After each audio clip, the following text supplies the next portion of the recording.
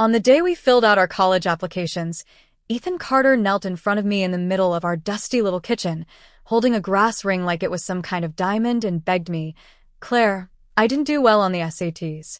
My score's only good enough for Willow Creek Community College. Please stay with me. I can't lose you." I still remember the trembling in his voice, the desperation in his eyes, like I was his whole world. In my past life, I was stupid enough to believe that. I gave up my chance at a real future and followed him into a trap disguised as love. I chose a low-tier school in this forgotten corner of the world, thinking he loved me, that we'd build a life together. But you know what happened? He got accepted to Columbia University. He left Willow Creek like we were just some dirt on his sneakers. Never looked back. Not even when my father pulled me out of school to marry some balding 50-year-old man just because we couldn't afford tuition.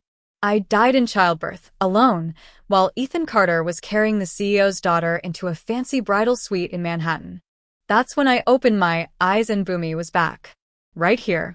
Right in that kitchen. Back to the exact moment Ethan knelt in front of me with that same ridiculous grass ring. Same trembling voice. Same fake panic. And this time? Oh, I smiled. I didn't scream or punch him in the face like my soul wanted to. I did the most dangerous thing I could have done.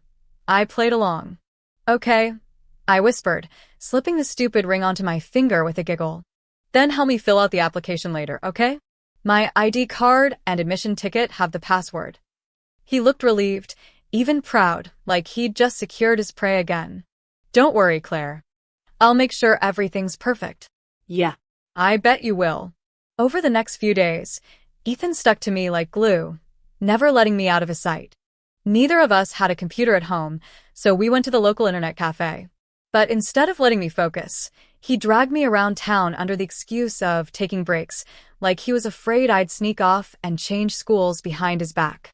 In my last life, I thought that was love. Now I know it was control. I made him buy me lunch, dinner, snacks. I even guilt-tripped him into buying me a phone. His face twisted when he saw the bill, but he still said it was worth it because he loved me. I almost laughed. "Bro, you'll wish I only took your money." When we left the phone shop, I grabbed his arm and leaned close. "Ethan, after we submit everything tomorrow, let's go out and celebrate in the city, okay?" He looked nervous, then nodded. Sure. "I'm gonna use the restroom. Wait for me." "Yeah, right." I bet he was calling his mom to explain why $3,000 vanished from his bank account. I was scrolling through my new phone when I noticed a few village thugs lounging near the community center, leering at me. If this were the last timeline, I would have avoided them. But now? I walked right up, loud enough for everyone to hear, and said, "You guys better stop talking trash about my man. He's the only one I care about. Brother Ethan and I are gonna go to college together, so don't get jealous." They cracked up laughing. "Claire, seriously? You still calling him Brother Ethan? That guy's playing you. He's sending you to a fake school while he's heading off to the Ivy League." I pretended to get mad. "That's impossible. Ethan would never lie to me. You're just trying to stir up trouble."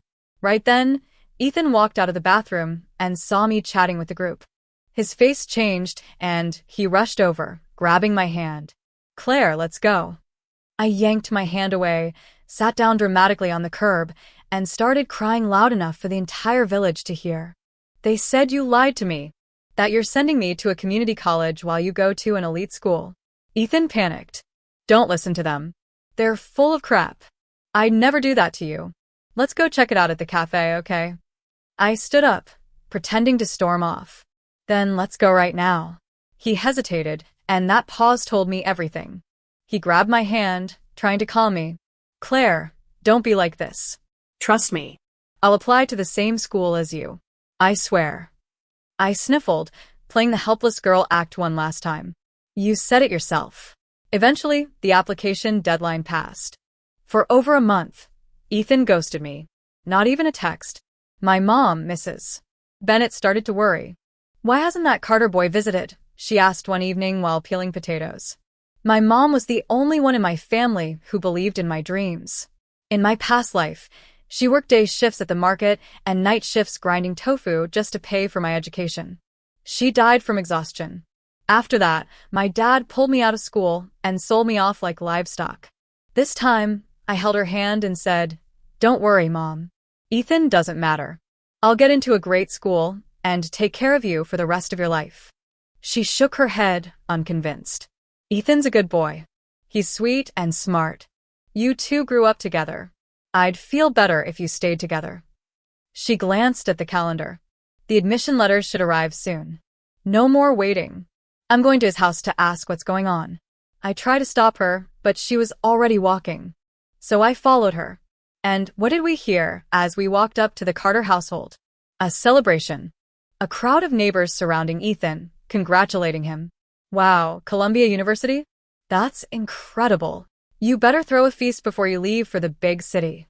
Ethan sat there in brand new clothes, surrounded by girls calling him Big Bro Ethan, soaking up the praise like some small-town king. Then he saw me. His expression froze. "Claire, what are you doing here?" My mom stepped in, calm but firm. "Ethan, my daughter still hasn't received her letter. Weren't you two supposed to go to the same school?" Before Ethan could speak, his mother jumped in like a pit bull. "Who told you that nonsense? My son's SAT score was excellent. He's Ivy League material. Your daughter should be lucky to even get into Willow Creek Community College. Don't try to tie our families together again." My mom turned ghost pale. I had told her I'd scored too low, just over 300, to hide the truth. She never suspected Ethan's betrayal. "Why would you lie to my daughter?" she demanded. "Even if she didn't score as high, she still could have left this town. You ruined her life, mister." Carter stormed over and shoved my mom to the ground. "Your daughter's trash. Don't blame my son for her failure." He even kicked her while she was down. I rushed to help her up, trembling with rage. I looked Ethan dead in the eyes. His fake charm was gone now. "Claire, stop embarrassing yourself. I don't want you following me to college. You're poor, ugly, and irrelevant. You're not even worth talking to." He turned and tossed everything I'd ever given him, notes, books, gifts, right onto the dirt. "Here, take your junk. I don't need it." His mom sneered. "What did you expect from a girl whose family can't even produce a son? Get married already and stop dreaming." The villagers started jeering. One drunk creep named Kenny Mitchell leered at me. "If you sleep with me tonight, I'll give you money." Then he lunged. I dodged and punched him square in the face. That just made things worse. He grabbed my hair and pulled hard. My mom tried to help but got slammed against the wall. Ethan and his relatives just watched. That was when I snapped. I stood tall, wiped the blood from my lip, and shouted, "You want to bet? Let's do it. If my school ends up being better than Ethan's, I win everything. Double the money." The crowd buzzed. Ethan scoffed. "You? Go to a better school than me? Why not say you got into Harvard while you're at it?" My eyes blazed. Deal. We shook hands. The villagers laughed and threw in money, placing bets. Ethan's mom dropped $2,000. Then my mommy, brave, exhausted, beautiful mother quietly pulled $1,000 from her pocket and whispered, "I bet on you. No matter what, you're the best in the world to me." I nearly cried. The crowd grew loud again until a postman ran up, panting, holding a letter. "Are you Claire Bennett?" he asked. "Your college admission just arrived." And right then, in front of the entire village, I opened the envelope. I held the letter in my hands, feeling the weight of the village's stairs boring into my back like 100 tiny needles, and for one brief second, I let them believe they'd won, that I was just some silly girl who'd overplayed her hand, because as I slowly peeled back the envelope and unfolded the admission paper, Ethan's mother suddenly burst into laughter, loud and shrill like nails on a chalkboard, snatching the paper from my fingers and waving it high like it was her trophy. "Willow Creek Community College," she announced with smug delight. "Barely 200 acres, tuition sky high, and not even accredited in some departments. Wow, Claire, you really made it." And the villagers followed her lead, hooting, smirking, some of them already inching toward the $1,000 my mom had bet, rubbing their palms like vultures circling fresh prey. But I didn't flinch, I didn't cry, I just glanced at my mom, and she didn't look angry or embarrassed. She just rested her hand gently on my shoulder and whispered, "It's okay, honey, we can try again next year if we need to." And that made my throat tighten more than any insult ever could, because even after all this, she still believed in me. And then Ethan stood up, flicking used toothpick toward my feet like I was trash, sneering, "You owe me for that phone, for every meal, every cent. Even your mom's dumb bet $5,000 total. Claire, pay up." And I just tilted my head, cool as ice. "Sure, I'll pay you back, but only if your school turns out to be better than mine, and if not, you'll owe me double." And he laughed, actually laughed, cocky as hell. "Double? Fine. I'll give you the 10 pigs we're raising and the land deed to hell. I'll throw in my whole damn backyard." And I smiled sweetly. "Deal." Just as my mom's phone started ringing, she fumbled to answer it, hands shaking, then froze, putting it on speaker without a word, and what came through made the air go dead silent. "Hello, is this Claire Bennett? Congratulations on scoring 725 on the SAT. You've been accepted into Columbia University with full tuition waiver and a $20,000 scholarship due to financial hardship. Your official letter is on the way. Please confirm receipt." And for a second, nobody moved, nobody breathed.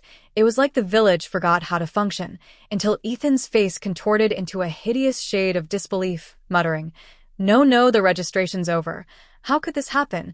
as he lunged for the phone, but I was faster, pulling it away and saying loud and proud, "Yes, I accept. Thank you," before hanging up and turning back to the crowd, voice sugar-sweet but razor-sharp. "Oh, I forgot to mention I won gold at the International Math Olympiad in my junior year, which gave me a direct fast-track to Columbia. The whole college app process was just a formality. But thanks for the drama today, it was fun." And I laughed, really laughed, while the villagers just stood there, mouths open, frozen, and then I casually walked over to the stack of money on the table, over 20 grand in total, and stuffed it into my bag like I was taking back what was always mine, not even glancing at the others because they didn't deserve it. And when Ethan tried to protest, I turned to him and said, "I'll be taking that land deed too, by the way, as collateral." And when his mom tried to snatch it back, I slapped her hand hard. "Don't forget, that was for hitting my mother earlier. You got off easy, and no one dared speak, not even the men who usually barked orders, because I wasn't just Claire anymore, I was the pride of Willow Creek, the girl who made it out, and they knew it, which is why even Ethan's father just sulked in his rickety rocking chair, grinding his teeth but saying nothing, and honestly, that silence was the best part of my day. But it wasn't over yet, because right before I left, my mom cleared her throat and said loudly, "And don't forget the pigs. We'll pick them up after the graduation party," which made Ethan go pale like a ghost, sinking to his knees and whispering to himself, "This can't be real, this can't be real." And his dad suddenly exploded, smacking him across the face. "Didn't you say you helped her fill out the form and timed it perfectly? What the hell happened? Explain." And Ethan could only stutter, "I don't know, it's not possible," while his mom started clawing at his father, the three of them collapsing into the dirt in a full-blown brawl right in front of half the town. And meanwhile, I helped my mom back to our house, every step feeling lighter than air, until my father, who hadn't been around in years, suddenly showed up at the gate, saying coldly, "I heard you got your letter. If it's not a good school, I'm not paying a cent." And in my past life, I'd have cowered, but this time I stood tall while my mom answered for me. "It's not just a good school, it's Ivy League, and our daughter got in all on her own." And the way his face changed from smug to shocked was priceless, though of course he still tried to turn it around, muttering, "Well, that's good, now we can finally marry her off properly, maybe get 10 grand in bride price." And that's when my mom really lost it, practically spitting his name. Bride price? Over my dead body. After what Ethan did. After what his whole disgusting family pulled. And she told my dad everything, the beatings, the insults, the land scam. All of it, and for once, the old man was speechless, then suddenly grinned like a man possessed. "Great. They tried to humiliate us? Perfect. Go get the money. We're throwing a 3-day feast. Let the whole damn village see that my daughter is worth more than their entire bloodline." And that's exactly what we did. 3 full days of celebration. Banners, music, roasted pigs. Everyone in the village eating at our place. Even if half of them were only there to suck up now that I was the town genius. But of course the Carter family didn't show up until the very last night, when Ethan came storming into the yard with bloodshot eyes and a rock in his hand, shouting, "You liar! You forged everything! You never got into Columbia! Give back the deed." And he slammed down a pile of printed screenshots from the internet cafe, showing that the application submitted from my login only listed Willow Creek Community College, and even called someone from the Olympiad committee to verify that winning gold didn't guarantee admission, that it only added bonus points, and the villagers, hungry for a new scandal, turned toward me, murmuring, "Claire, is that true? Did you scam us?" And Ethan's mother pointed at me with venom. "You little witch. You ruined my son's life. I swear I'll beat you to death." But I raised my voice calmly and said, "How do you even know that application report's real? You think I'd let someone else fill it out for me? That I'm that dumb?" And Ethan snapped, "Don't pretend. We agreed I'd do it for you. You trusted me." And I replied, "Sure, I trusted you, just not the way you think." And right then, Ryan Shin stepped out from the house, tall, clean-cut, a whole different energy from anyone else in the village, and Ethan's face went pale. "Ryan? You're here too?" And I nodded. "Yep. Remember when I asked for your help the night before the deadline?" While Ethan thought he was submitting my application, Ryan was in the internet cafe submitting the real one from a backup account, and Ethan blinked. "No, that's impossible." But Ryan smirked, pulling out a USB and saying, "We even synced the time on the internet cafe computers. Yours was 10 minutes off." And I stared Ethan down and whispered, "You tried to erase my future. I just returned the favor." And when Ethan tried to scream, Ryan pulled out another sheet, his SAT score, 454, well below the minimum for any four-year college, let alone Ivy League. And the villagers who'd once doubted me suddenly exploded in fury, shouting that Ethan had done the same scam to their kids, sabotaging applications, selling off university slots, asking for bribes. And the crowd swarmed his family, like wolves tearing into meat, beating Mr. Carter to the ground, slapping Mrs. Carter until she collapsed, and dragging Ethan back by the collar as he screamed, "I didn't do it. I didn't do it." But nobody listened anymore, and honestly, I didn't care because the best part was still coming. The moment the crowd finished dragging Ethan's family through the dirt and fury started simmering in their blood, the loud blast of a car horn echoed through the narrow streets of Willow Creek, and a sleek black government car pulled up, making everyone go silent as the village mayor stepped out, followed by the secretary of the city's education office, their suits spotless, their faces serious. But when they spotted me standing there with my mother at my side, bruised but unbowed, their expressions softened, and the mayor raised his voice just loud enough for the whole damn village to hear. "Claire Bennett, congratulations, you are not only the top SAT scorer in Willow County, but also the #1 candidate in the entire city." And then he actually reached into his briefcase and pulled out a plaque with my name engraved in gold letters, while the secretary handed my mom a scholarship certificate and said we would receive not only free tuition but also additional funding for books, housing, and expenses. And that's when I saw Ethan's parents, still crawling in the dirt, their eyes wide in disbelief, like they'd just watched their own funeral unfold, because in a way, they had, and I smiled, not with cruelty, but with closure. Because this time justice was happening in real time, not years too late, and when the mayor asked if I needed anything else, I spoke loud and clear so everyone could hear. "Thank you for your generosity, but I'm okay financially now. What I really hope is that your office can pay more attention to the left-behind kids in our village, especially those who are smart but lack support, because if someone had protected them earlier, maybe this kind of thing wouldn't have happened." And the secretary looked genuinely moved and nodded, promising immediate investigation, and I didn't even have to mention names, but I did anyway because I was done protecting monsters. So I turned to the mayor and said, "You should look into the Carter family, especially their role in falsifying applications and manipulating school placements." And that was the final nail in their coffin, because less than 24 hours later, both Mr. and Mrs. Carter were arrested, charged with fraud, bribery, and multiple counts of academic interference. And when they were dragged away in handcuffs, they weren't even yelling anymore, they were just silent, faces blank, knowing it was over, that all the power they'd hoarded for years meant nothing now, that no amount of money could buy them a clean conscience or a second chance. And when the investigators searched their house, they found dozens of falsified records, stacks of cash, and proof that they'd done this same thing to at least 5 other families, selling college slots to the highest bidder while sabotaging real students like me, like the kid down the road who should have gone to Berkeley but ended up in trade school because Ethan had logged into his application and changed his choices. And the authorities estimated that over the past few years, the Carters had illegally profited more than $1 million while robbing rural kids of their futures. And I wanted to scream, cry, laugh all at once. But instead I just let it sink in, calm and quiet, and when they confiscated their land and livestock, redistributing the wealth to local families, my mom just nodded and whispered, "Good, now we can move forward."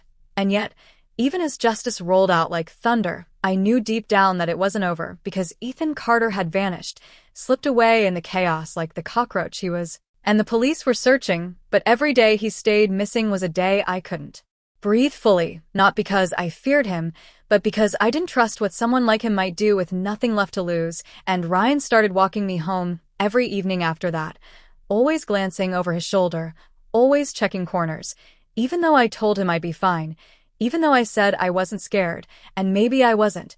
Not of him, but I was scared of history repeating, of not being ready, of underestimating a boy I once trusted with my whole heart.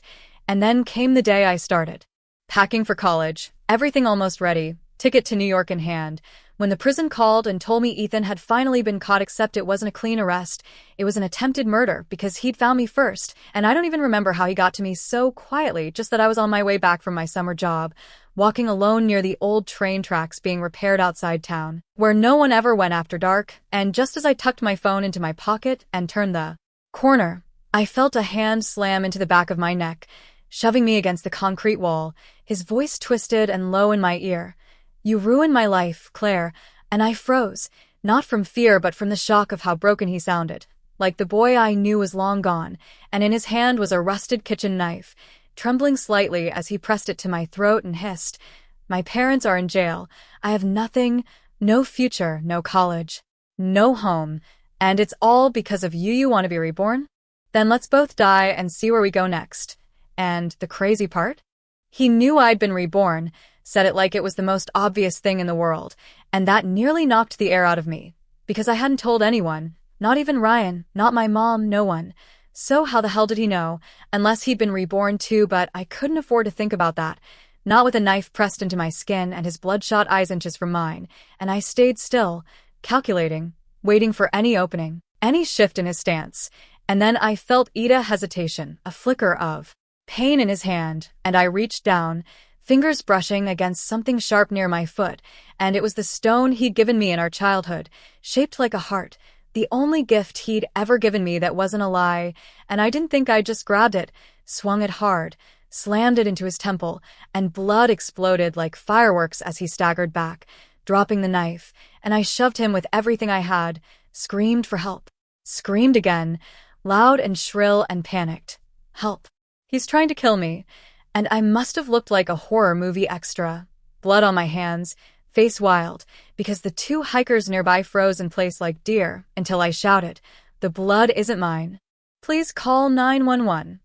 And then everything went black, and when I woke up, I was in a hospital bed with N4 in my arm, my mom clutching my hand and crying like she'd been holding her breath for years, and Ryan sitting by the window with his eyes red, telling me I'd only been out for a day, that I had a shallow cut on my neck, but nothing life-threatening, that Ethan had been arrested on the spot, charged with attempted murder, and would now be spending at least 10 years behind bars, stacked on top of his previous charges. And I just nodded, numb, because it still didn't feel real, even though the pain in my neck told me it was. And that night I lay in bed staring at the ceiling, wondering why someone like him, someone with money, with options, with freedom, would choose to destroy me instead of chasing his own future. And I realized it wasn't about me at all, it was about entitlement, about the way boys like Ethan think the world owes them something, and when the world says no, they break. Things, people, anything that reminds them of their failure. And the saddest part? He still thought I was the one who stole his life, when all I did was survive, fight back, succeed despite everything he threw at me. And now I was headed to New York, a new city, a new life. But before that, the prison called and asked if I wanted to visit him just once. And I said yes, not because I wanted closure, but because I wanted him to see what strength looked like up close. The morning I was scheduled to leave for New York, I woke up before the sun, not because I was excited, but because the prison had called the night before and told me Ethan Carter wanted to see me, or rather, that his condition wasn't good, and if I wanted any sort of final conversation, now was the time. And maybe it was stupid of me to say yes. Maybe I should have let him rot in silence. But some part of me needed to stand in front of him, as the girl he tried to destroy, and show him I was still Here, still breathing, still leaving, so I told my mom and Ryan I needed to handle something and went alone, the guards at the front desk giving me sympathetic looks like they knew exactly who I was. And maybe they did. Maybe the whole damn state did after the trial and all the news stories about the Ivy League girl from Willow Creek. And I didn't care because I wasn't doing this for sympathy, I was doing it for myself. And when I stepped into the visiting room, the air was cold, the kind of sterile chill that clung to your skin like regret. And then he walked in, orange jumpsuit, shackled hands, pale and thinner than I remembered, but his eyes, those damn eyes, still had that spark of entitlement, like the world had done him wrong, not the other way around. And he sat down across from me like we were old friends meeting up for coffee and said, "So, you're going to Columbia, huh?" And I just nodded, folding my hands in my lap, waiting, letting the silence hang between us like a loaded gun. And finally he broke it, whispering, "I could have gone too. You know I was supposed to. I had plans, and then you turned everyone against me." And I blinked slowly, not even angry, just stunned that he still couldn't see it, that he still believed he was the victim in all this. "You had plans?" I echoed, my voice steady but sharp. "Your plan was to lie, cheat, sabotage my future, and drag me down with you just so you could feel superior in some twisted way. What part of that screams ambition to you?" And he leaned forward, eyes narrowing. "I do what I had to do, Claire. You don't understand what it's like to be desperate." And I almost laughed, but it came out more like a scoff. "No, Ethan, you don't understand what it's like to work hard and still be told you're not good enough, to come from nothing and be expected to stay there, to carry your mom's exhaustion on your back while your own father threatens to sell you off for beer money and talk to me about desperation." And something in his expression cracked for a second, but then the arrogance returned and he spat. "You stole my life." And I stared at him, truly stared, and for the first time, I didn't see the boy I used to love or the villain he became. I saw a hollow shell, a scared little boy who thought the world owed him glory just for existing. And I said, "You didn't lose your life because of me. You lost it the moment you decided that my success was a threat instead of an inspiration." And that's when he slammed his fists on the table, the guards flinching but not moving, and he shouted, "I wish I could end it all. I wish I never met you. You ruined me, Claire. You ruined everything." And I tilted my head and smiled sadly. "No, Ethan. You ruined yourself. All I did was stop letting you take me down with you." And then I stood up, signaling I was done, and the guards came to escort him back, but just before they pulled him away, he looked up at me one last time, eyes wild, voice hoarse. "If I ever get out of here, I'll finish what I started." And I didn't flinch, didn't even blink. I just said, "By the time you get out, I'll be so far ahead of you, you won't even know where to look." And then I turned, walked out of that cold room, and into the warmth of the morning sun, where Ryan stood leaning against his car, arms crossed, backpack over one shoulder, eyes soft but alert. And when he saw me, he didn't ask what happened inside, didn't press or prod, just opened the door and said, "You ready?" And I nodded, climbing in, leaving behind the town, the prison, the past, and everything it tried to chain me to.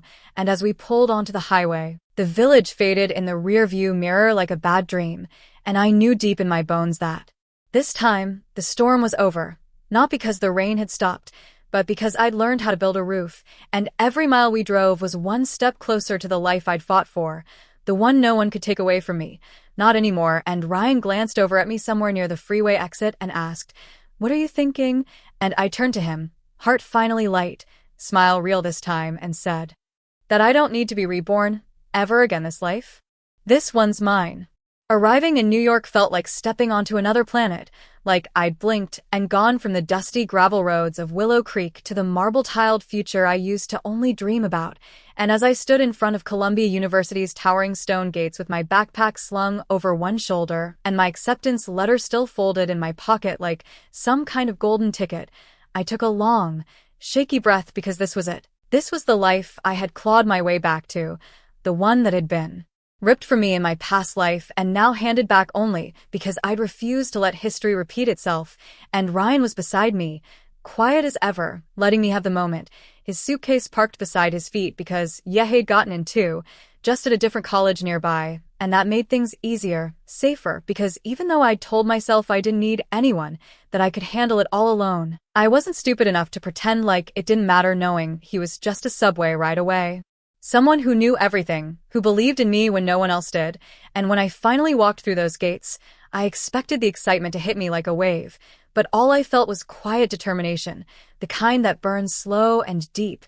Because I wasn't here to take selfies and make dorm vlogs, I was here to prove that a girl from nowhere with no money, no legacy, no private tutors could sit in the same lecture halls as the sons and daughters of CEOs and senators and not just survive, but thrive. And for a few weeks, things were quiet, almost normal. Orientation was a blur of handshakes and pizza nights, professors were strict but fair, and the dorms, well, let's just say sharing a room with a girl who wore $700 pajamas and asked me if rural was a brand of yoga was an adjustment, but I gritted my teeth and smiled through it. Even when she rolled her eyes at my thrift store bedsheets or made comments about how I must be so grateful to be here. And honestly, she wasn't even the worst part, because what I hadn't expected was that my story had followed me here, that somewhere between the news broadcasts and the online gossip, the tale of the small-town girl who exposed a college admissions scandal and got into Columbia despite it all had spread like wildfire, and people stared, whispered, approached me with wide eyes like I was some urban legend instead of a freshman trying to figure out which way the library faced. And it wasn't just students. Even some of the faculty looked at me with a strange mix of awe and suspicion, like they couldn't decide if I was a hero or a fluke. And then came the interviews, the student press, the blog writers who slid into my DMs asking for your take on academic justice.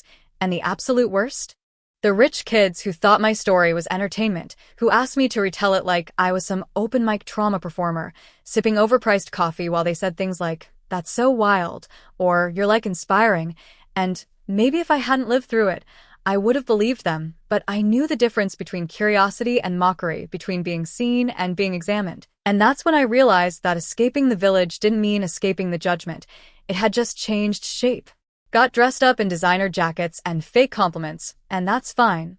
Because I didn't come here to be liked, I came here to win, and nothing, not gossip or envy or underestimation, was going to distract me. But then something unexpected happened, something I hadn't prepared for, and her name was Madison Lee, daughter of tech royalty, Columbia sophomore, student body sweetheart. And because fate really has a sense of humor, Ethan Carter's ex-girlfriend from that life I left behind, and the moment she heard my name at a student networking event, her head snapped around so fast I thought her neck might break, and she smiled like a wolf in lip gloss, all charm and calculation, and said, "Claire Bennett, funny, I've heard so much about you." And I matched her smile, because I knew that tone, had lived surrounded by women like her in my previous life. And if she thought I was going to shrink just because she had rich girl energy and Ivy League connections, she had another thing coming. But instead of attacking, she went full diplomat mode, inviting me to charity luncheons and sorority mixers, asking about my past just out of curiosity. And at first I thought maybe she was harmless.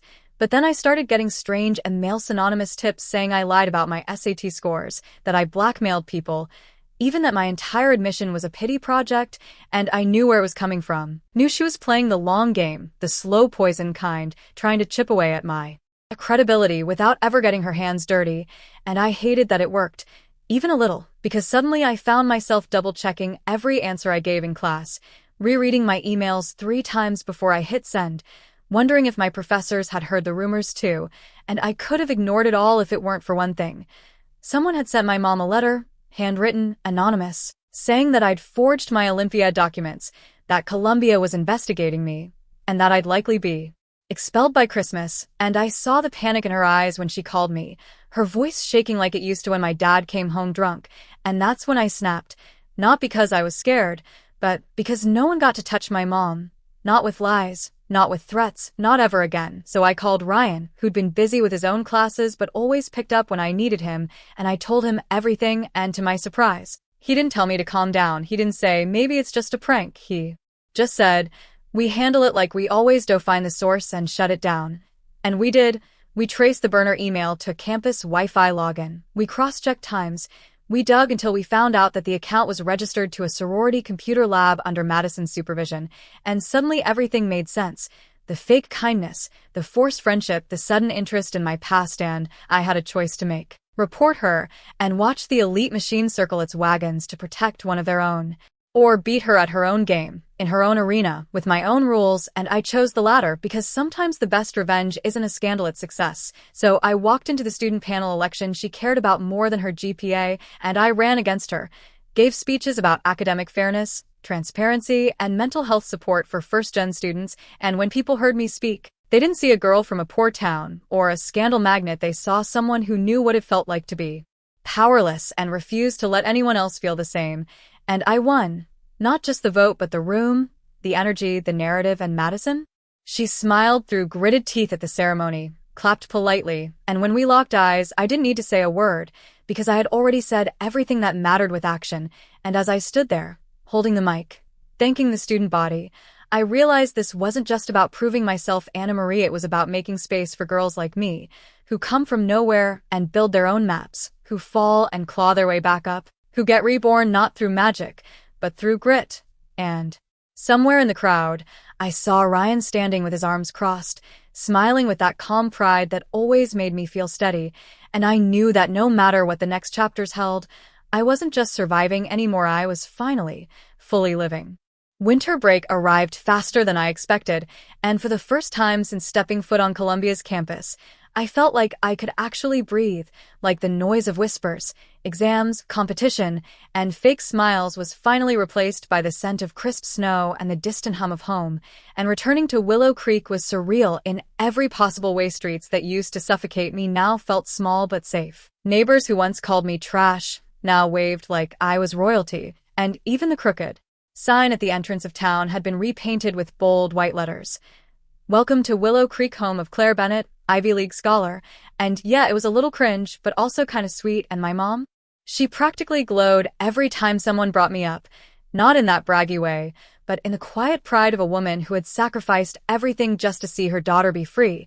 And I soaked up every second of her hugs, her cooking, the way she gently scolded me for staying up too late reading case studies even though I was on break. And Ryan came home a few days later and immediately dragged me to the coffee shop we used to sneak into as teenagers, and we sat across from each other like no time had passed, laughing about how ridiculous life had become, and for a while it felt like the storm had really passed, like the universe had finally said, okay, Claire, you've suffered enough, here's some peace. But of course peace never lasts long when your past hasn't finished haunting you, and on the 5th day of break, the police showed up at our door. Not with good news, but with a warning. Ethan Carter had escaped during a prison transfer due to a paperwork error and was officially missing, and my heart sank into my stomach because I just knew that he wasn't going to run away and start fresh was going to come for me, because the only future he saw for himself was wrapped around my destruction, and I hated that he still had the power to send chills down my spine, hated that my mom's hands shook when she locked the doors at night, hated that Ryan had to pretend like he wasn't constantly watching over me, walking me home even in daylight, and the worst part? The town refused to believe it would happen again, insisted that Ethan was probably halfway across the country by now, but I knew better, and I was right because on Christmas Eve, just after sunset, while the town was setting off fireworks and kids were laughing down the block, I stepped outside to get something from the shed and heard a distinct sound of breathing, too close, too slow, too deliberate, and before I could scream, a hand grabbed my arm and dragged me behind the shed, slamming me against the wall, and there he was, Ethan, gaunt, filthy, eyes bloodshot with something that wasn't just rage but obsession, and he snarled, "Still think you won, Claire?" And I froze, not from fear, but from how utterly pathetic he looked, like a shadow of a person, like a ghost clinging to the wrong world, and he pulled a knife from his coat, same rusted one as last time, and held it up between us like it meant something, like it was still a threat, and I said nothing, just stared him down. Because I wasn't 17 anymore, I wasn't naive, I wasn't scared, and he hissed, "You ruined my family, you took everything, and you get to live like a queen while I rot, why?" And I finally spoke, calmly, clearly, because I didn't blame the world for my failures. "Ethan, I changed mine." And he screamed and lunged, and I ducked, years of fury exploding behind my fists as I shoved him back. Hard enough that he stumbled and dropped the knife, and before he could reach it, Ryan came out of nowhere, tackling him to the ground like he'd been waiting for this moment all his life. And then the sirens hit, flashing blue and red across the yard as officers swarmed, pulling Ethan up in cuffs while he thrashed and cursed, spitting my name like it was poison, and I watched, heart pounding but steady, as they dragged him away for the last time, and this time, there would be no mistakes, no missed signatures, no second chance she would spend the next 20 years behind bars, and even if he ever got out, he'd never find me again because I was already gone, already changed, already somewhere he could never reach. And after it was all over, when the officers had left and my mom had calmed down and Ryan sat beside me on the porch, hand in mine, I let the tears fall not out of fear or grief or even relief, but because it was finally, truly over, and it didn't feel like victory, it felt like freedom. And that night, as I stared up at the sky, the stars were clearer than I'd ever seen them, and for once, I didn't wish for anything, because I had everything I needed. I had my life, my future, and the knowledge that no matter where I came from, I'd rewritten my story in ink that no one could erase. And as we packed up to return to New York a few days later, my mom hugged me tight and whispered, "I'm so proud of you, Claire." And I smiled, whispering back, "Me too." And when Ryan and I got on that train, our fingers laced together, I didn't look back at Willow Creek, not because I hated it, but because it had finally given me everything it could. And from that moment on, every step I took was mine alone. No more second chances, no more borrowed time, just the girl who survived, who rose, who chose her own damn ending.